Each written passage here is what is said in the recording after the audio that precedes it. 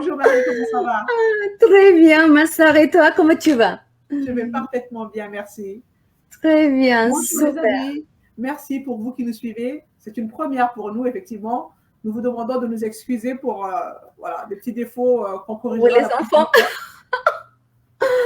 Voilà, donc Oui. lors de notre... premièrement, je voudrais vous souhaiter la bienvenue sur notre chaîne Mi Corazón de Mujer. Donc Marie et moi, nous sommes ravis de vous retrouver pour un nouveau partage. Lors de notre dernière vidéo, nous vous avons parlé de ce langage spécial qui est le parler en langue, qui est l'une des manifestations du baptême du Saint-Esprit. Nous vous avons encouragé lors d'une seconde vidéo à persévérer dans la pratique de ce langage, qui est l'un des outils puissants que Dieu utilise pour nous révéler certaines choses. Si vous n'avez pas encore vu ces deux vidéos, nous vous invitons à vous connecter sur notre chaîne YouTube ou sur notre page Facebook. Pensez à vous abonner si vous souhaitez nous suivre. Et bien évidemment, pensez à partager également ces enseignements pour édifier aussi les autres qui sont les membres du corps du Christ. Amen. Dans la même continuité aujourd'hui, Marie et moi, nous souhaitons revenir un petit peu sur le baptême du Saint-Esprit, qui est indispensable à tout croyant en Jésus-Christ afin de marcher dans le surnaturel. Oui, car la vie chrétienne est une vie surnaturelle. Donc le thème d'aujourd'hui s'intitule « Soyez remplis de puissance ». Et nous nous sommes basés sur la référence biblique qui est Actes chapitre 1, verset 8, où il est écrit « Mais vous recevrez une puissance, le Saint-Esprit survenant sur vous, et vous serez mes témoins à Jérusalem, dans toute la Judée, dans la Samarie et jusqu'aux extrémités de la terre. » Ma sœur, j'ai une question à te poser. Pourquoi est-ce important d'être baptisé du Saint-Esprit? Wow, tu sais, bon, et bienvenue à Mi Corazón de Mujer, à cette première live. Vous voyez, on a commencé et on est wow comme ça. Et merci beaucoup pour votre compréhension. On est en train d'enseigner et on enseigne, on le fait avec l'amour del Seigneur. Amen. Donc, je viens à ta question, ma sœur, parce qu'aujourd'hui, notre thème, c'est justement « Soyez remplis de la puissance de Dieu ». Et ça, c'est merveilleux, tu vois. Et ta question, c'était pourquoi c'était important? Et nous lisons dans la Bible, voilà, nous lisons dans la Bible que Jésus lui-même n'a pas manifesté la puissance de Dieu avant qu'il n'ait pas été baptisé par le Saint-Esprit. Et dans la mesure que Jésus est notre modèle parfait à suivre, il est évident que nous devons passer exactement par ce baptême pour vivre cette vie magnifique qu'on a avec Jésus-Christ, pour vivre en démontrant les signes, les miracles et tous ces prodiges que Jésus nous donne, tu vois, à travers la puissance de Dieu. Et ces dernières recommandations, Jésus en demande à ses disciples de rester là, dans Jérusalem, d'attendre la promesse du Père, car il était clair que Jean-Baptiste avait baptisé de l'eau, mais qu'il recevrait le baptême du Saint-Esprit. Et en fait, ils étaient dans cette attente. Ils attendaient sa présence de Dieu à chaque moment, parce qu'ils étaient conscients que recevoir la puissance de Dieu, c'était quelque chose qui les remplirait. C'est une promesse déjà. Ils ne savaient pas comment c'était cette promesse. En fait, ils étaient dans cette attente en disant « Waouh, Seigneur, c'est quoi ça ?» Donc, ils étaient là. Donc, imaginons ce contexte. C'est la première fois dans la terre que le Saint-Esprit vient dans l'être humain. En fait, c'est la première fois que l'être humain va faire sa fonction, contenir la présence sainte de Dieu. Et donc, ces jours-là, ils sont là, dans cette attente, parce que son maître les avait demandé. Et ils s'attendaient, ils avaient vécu avec Jésus-Christ pendant 3 ans. Ils ont vu des miracles. Ils ont vu qu'il s'est fait crucifier. Et puis, à ce moment-là, ils attendaient. Depuis sa résurrection, ils ont vu qu'il traversait le mur malgré que la maison était fermée. Donc, ils attendaient avec impatience la recommandation en silence pour être baptisés par le Saint-Esprit. Alors, Les disciples n'avaient qu'envie d'aller partout. Ils donnaient ce témoignage, ils parlaient. Mais Jésus les avait ordonnés de garder le silence. Mais pourquoi? Parce qu'il était évident qu'ils devaient d'abord recevoir cette puissance. Jésus même l'avait fait avant de commencer son ministère, tu vois. Ce baptême, il est aussi pour nous. Il est aussi à notre disposition, la puissance de Dieu. C'est sont la recommandation du Maître, de Jésus-Christ. Attendez, avec une expectative. Et parfois, nous négligeons ça. Amen. Et nous sortons à évangéliser. Moi-même, je le faisais avant. Moi aussi, je suis passée par là, oui. Voilà, on sortait à évangéliser, mais en fait, nous ne voyons pas les signes. Les signes ne nous accompagnent pas parce que nous ne comprenons pas ces paroles qui sont citées. Tu vois, ces paroles qui disent il va vous baptiser. Pardon, je valide bien. Qu'il ne va pas vous baptiser par la sainte présence de Dieu. C'est quelque chose de merveilleux, en fait. Sentir et vivre cette vie en Christ. C'est sa sainte présence qui entre en nous quand nous naissons à nouveau pour la toute première fois.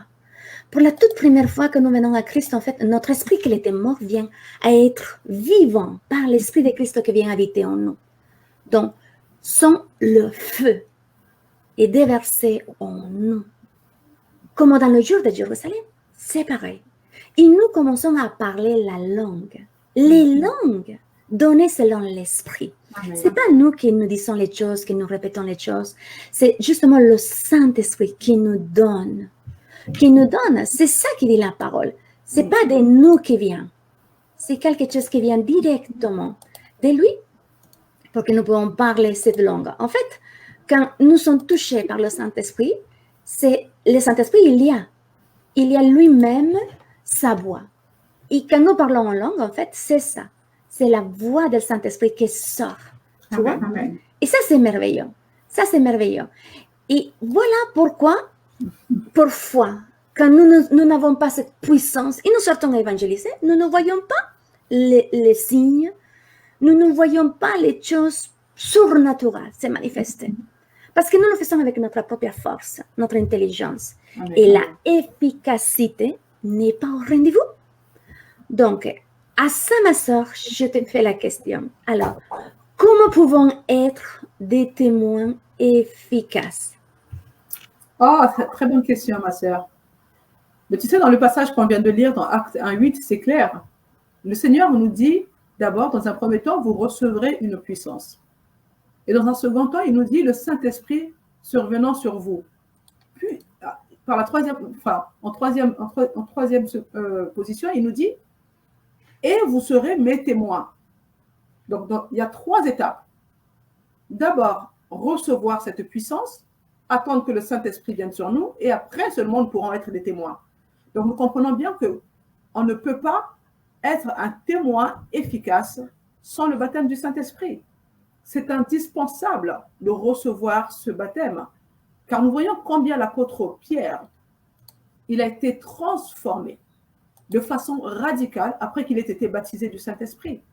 Lui qui était craintif, lui qui était peureux, lui qui avait renié 3 fois son maître. Et après qu'il ait reçu ce baptême, ce n'était plus le même homme. Il a fait l'inauguration de l'évangile. Il prêchait l'évangile avec audace. Ouais. Il prêchait l'évangile avec une pleine assurance. Ce n'était plus le même Pierre. Donc nous voyons bien que cette puissance dont Dieu nous parle, ce n'est pas n'importe quoi. Ça nous donne du courage, ça nous donne cette aisance de parler de Christ, ça nous donne l'audace.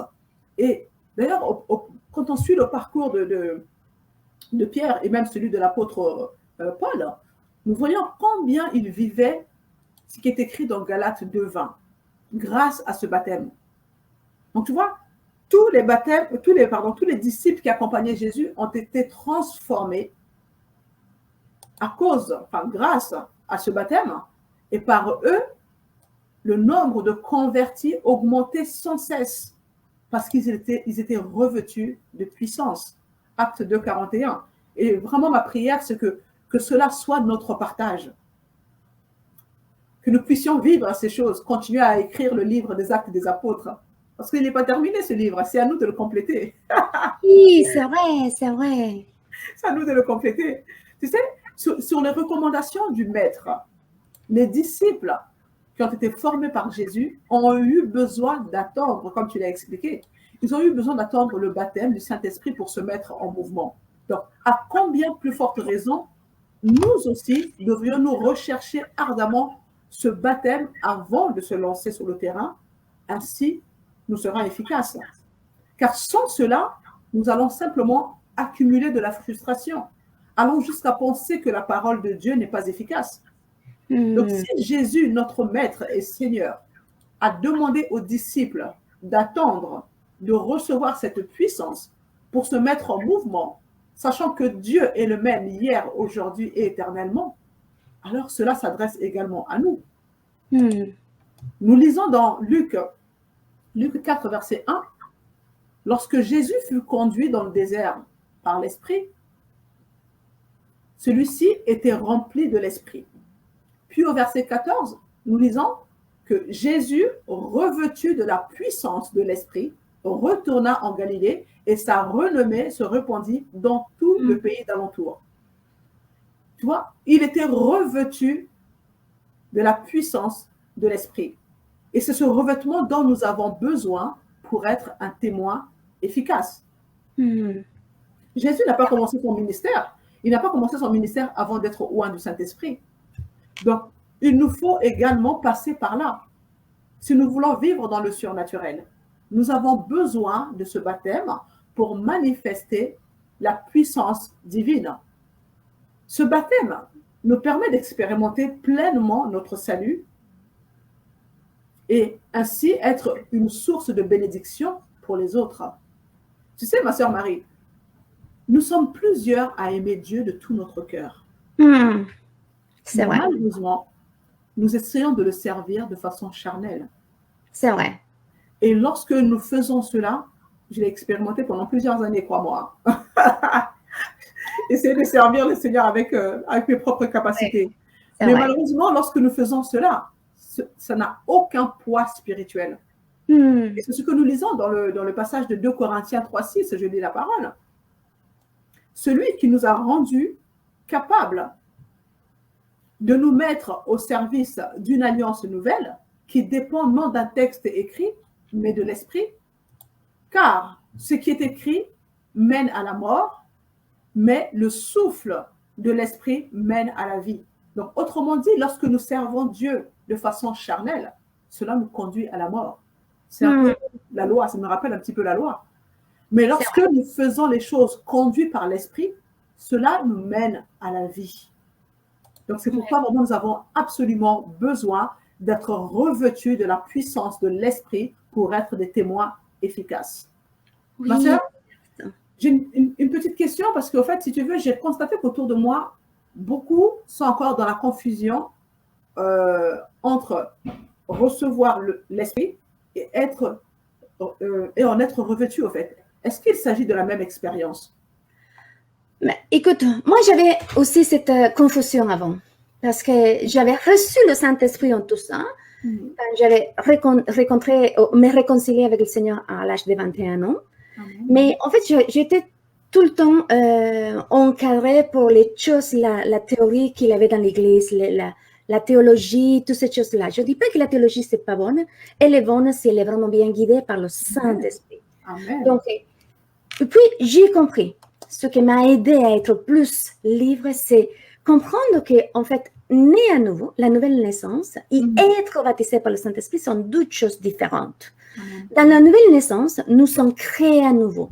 C'est-à-dire, mon esprit, qu'il était mort, cette troisième partie en moi, que c'est esprit, âme et corps, selon 1 Thessaloniciens 5, 23, mon esprit, il était mort. Il était déconnecté de Christ. Mais là, je viens à recevoir à Jésus. La vie vient en moi. Et tout d'un coup, je nais à nouveau. Dans mon esprit, j'ai la puissance de Dieu, la même puissance qui a ressuscité à Christ. Et là, je peux vivre. En fait, je suis en train d'accomplir, toi et moi, et tous les enfants de Dieu, à cet instant, nous sommes en train de contenir la présence de Dieu, Amen. le feu de Dieu, l'Esprit de Christ en nous. Nous sommes en train de faire pour la première fois la fonction pour laquelle nous avons été créés. Amen. Contenir la présence de Dieu. Donc, quand nous recevoir le Saint-Esprit, être baptisé, pour le Saint-Esprit, c'est pas d'une façon automatique. C'est pas quelque chose instantané. Comme lorsque nous naissons à nouveau, qui reçoit automatiquement à l'intérieur tout le royaume de Dieu. Mais être couvert, être rempli à l'extérieur d'une plénitude, le feu de la présence de Dieu, être baptisé pour y être capable à faire des choses qui pour moi, dans mon humanité, ne sont pas possibles. C'est recevoir la présence de Dieu, être baptisé par la présence de Dieu. Tu vois? Oui. Donc, nous naissons à nouveau et bien sûr, le Saint-Esprit vient habiter en nous dans cette nouvelle naissance. Mais cela, je laisse encore clair, cela ne signifie pas que nous sommes d'office baptisés en lui. C'est sa sainte présence qui vient habiter en nous.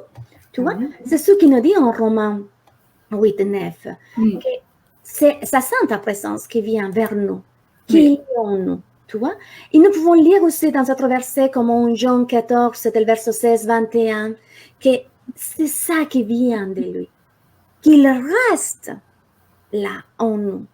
Et ici, on peut voir en Jean 16, 13, toute cette puissance. Donc, Dieu est esprit. Ça, il ne faut pas que nous oublions. Dieu est esprit. C'est la réalité que Jésus-Christ nous a dit. Et l'esprit de Christ, ce qui vient de le Père, bien habite en nous. Et nous pouvons aussi lire en Jean chapitre 7, del verset 37 jusqu'au verset 39. C'est partie merveilleuse qui dit dans la parole en fait, que dans le dernier jour, attends, je vais essayer de l'afficher, comme ça tout le monde va le lire avec nous. Oui, tu vois, elle dit, le dernier jour de la fête, le plus solennel, Jésus d'avoue s'écria, si quelqu'un a soif, qu'il vienne à moi et qu'il boit. Celui qui croit en moi, comme on dit l'Écriture, des fleuves de vont jaillir de son cœur. Amen. Là, il est en train de parler justement de le Saint-Esprit. Parce que jusqu'à là, et le Saint-Esprit, il n'était pas encore là dans la terre. On n'était pas encore cet conteneur de la présence de Dieu. Parce que Christ n'était pas encore mort. Christ n'avait pas encore crucifié. Il n'avait pas encore ressuscité. Il n'avait pas encore ascendu.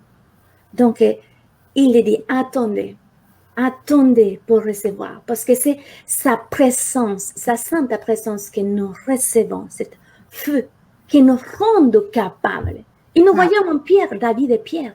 Pierre, avant, on n'a jamais entendu qu'il parlait de l'évangile qu'il prêchait, mais le jour qu'il a été touché, le jour qu'il est venu à être la fonction de contenir la présence de Dieu en lui, il a prêché 3000 personnes qui sont venues à Christ. Alléluia. Ce qui m'amène à te poser la question, Mabel. Comment faire ça? Comment recevoir ces baptêmes du Saint-Esprit? Très bonne question. C'est quelque chose que tout croyant en Jésus-Christ devrait rechercher, mais vraiment à fond. En fait, pour recevoir le baptême du Saint-Esprit, nous devons avoir faim et soif de Dieu. Parce que si vraiment cela est notre préoccupation première, alors recevoir le baptême du Saint-Esprit devient très facile. Pour moi, ça l'a été par une prière simple. Pourquoi? Parce que j'avais tellement soif.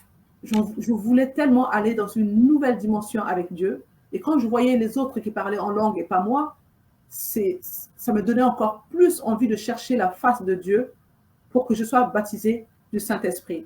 Et Dieu qui connaît les cœurs, il a été fidèle. Et je lui ai demandé dans ma prière de me baptiser pendant un moment de louange et d'adoration. Paf, c'est descendu sur moi.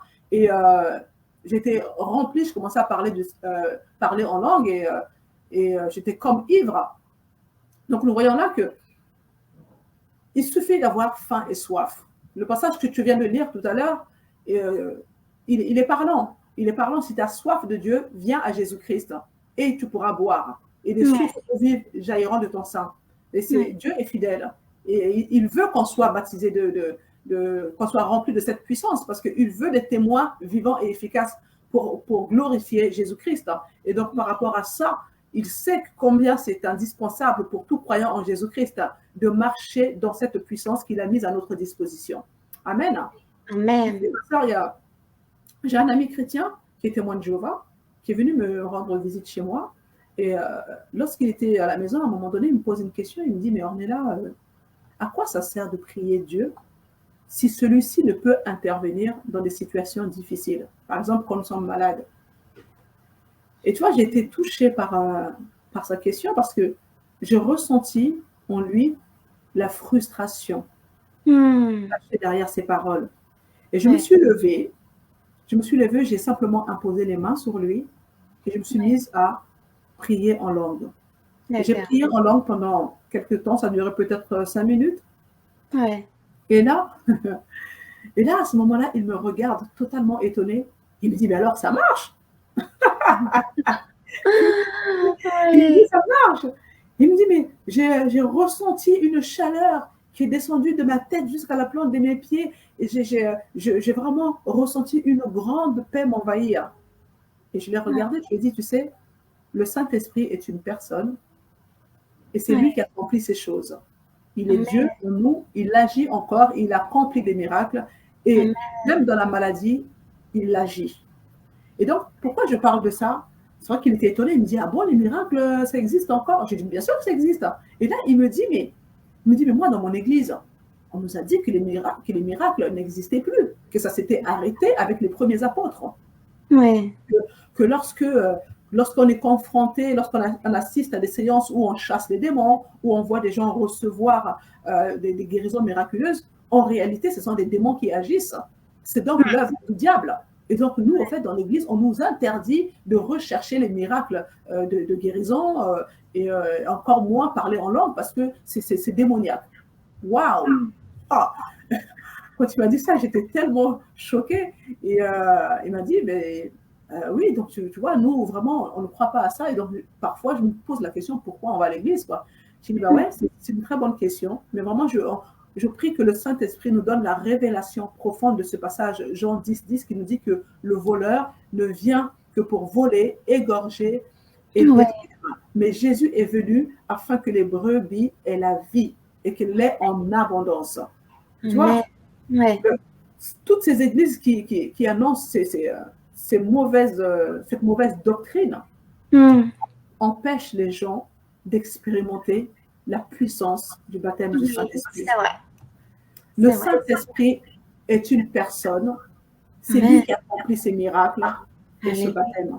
Donc, si l'on rejette ce baptême, si l'on rejette les miracles de guérison, c'est aussi la personne du Saint-Esprit qu'on rejette. Il n'y a donc aucune possibilité de vivre ces expériences. Surtout quand les personnes sont conditionnées avec ce genre de théologie. Donc, rejeter le baptême revient à se priver l'accès à la puissance divine que Dieu met à notre disposition. C'est notre droit légal d'avoir accès à cette puissance en tant qu'enfant de Dieu. De grâce, mes amis, ne vous contentez pas de suivre uniquement ce que l'homme de Dieu vous enseigne. Un homme ne peut donner ou transmettre que ce qu'il a. Son parcours, son expérience ne représente pas la seule et stricte vérité. C'est de notre responsabilité de sonder les Écritures et de chercher personnellement dans le lieu secret notre Père céleste qui nous révélera toutes choses. Le Saint-Esprit est celui qui nous montre la voie à suivre et qui nous conduit dans toute la vérité. C'est la personne la plus proche dans notre vie, car il habite en nous. Donc, il est vraiment important de ne pas se limiter à ce qu'on nous enseigne dans les églises. Si vous voulez recevoir ce baptême du Saint-Esprit, vous devez renoncer à ces mensonges de l'ennemi. Ouvrez votre cœur au Saint-Esprit. Et selon Luc, chapitre 11, versets 10 à 13, demandez à Dieu de vous baptiser afin que vous recevez cette puissance surnaturelle. Et Oui. vous commencerez ainsi à expérimenter ce qui est écrit dans les Actes des Apôtres. Donc, il faut vraiment comprendre que le salut vous sauve, mais que le baptême du Saint-Esprit vous transmet la puissance Amen. efficace. Ouais. Le Saint-Esprit est là pour glorifier Jésus-Christ. Il souhaite agir, accomplir les miracles à travers nous. C'est une grande joie, tu sais, ma sœur, quand tu es le canal que Dieu choisit pour accomplir ces miracles et transformer la vie des autres. C'est une grande joie, de vivre cela et de voir qu'au travers, parce que tu as eu un cœur ouvert, parce que tu as laissé le Saint-Esprit agir au travers de toi et tu vois la vie des autres qui est totalement transformée par cette puissance que Dieu libère en toi. C'est vraiment merveilleux de vivre ça. Oui. Et j'ai constaté que vraiment les personnes qui expérimentent le plus ces miracles, ce sont celles qui ont ouvert leur cœur à la personne du Saint-Esprit et qui ont reçu le baptême du Saint-Esprit avec le parler en langue.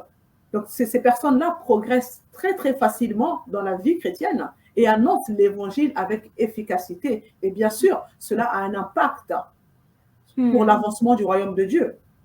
Et c'est ça que nous devons expérimenter et nous devons le vivre. Amen. Amen, c'est vrai. Waouh, bon, bah écoutez, c'est déjà pour finir. C'est la première fois que nous nous lançons avec Ornelia à faire en direct, en live. On n'a pas fait de publicité, on n'a pas fait rien du tout. Honnêtement, on était déjà d'abord en train de faire notre vidéo. Et je ne sais pas pourquoi, chaque fois ça tombait, l'Internet, ça ne marchait pas. Et bon, ben voilà, ensuite, Ornelia à la maison, vous savez, il a 5 enfants, il était complètement tout ça, il disait, Seigneur, nous voulons parler de la puissance, de ta puissance, comment on fait? Et tout d'un coup, bah, écoute, on s'en lance en direct. Pourquoi pas? Donc, on avance et on vous remercie. On vous remercie parce que notre objectif aujourd'hui, c'est que si vous avez soif de ce baptême, si vous avez soif de connaître et de recevoir cette puissance, en fait, c'est aussi pour vous. C'est pour tous ceux qui croient, pour tous ceux qui viennent à Dieu, pour ceux qui ils sont le temple du Saint-Esprit. C'est notre droit. C'est un privilège d'être le conteneur de la présence, de le feu de Dieu, de la présence sainte de Dieu en nous. Et c'est encore un privilège de pouvoir ouvrir notre bouche et donner voix à cet esprit.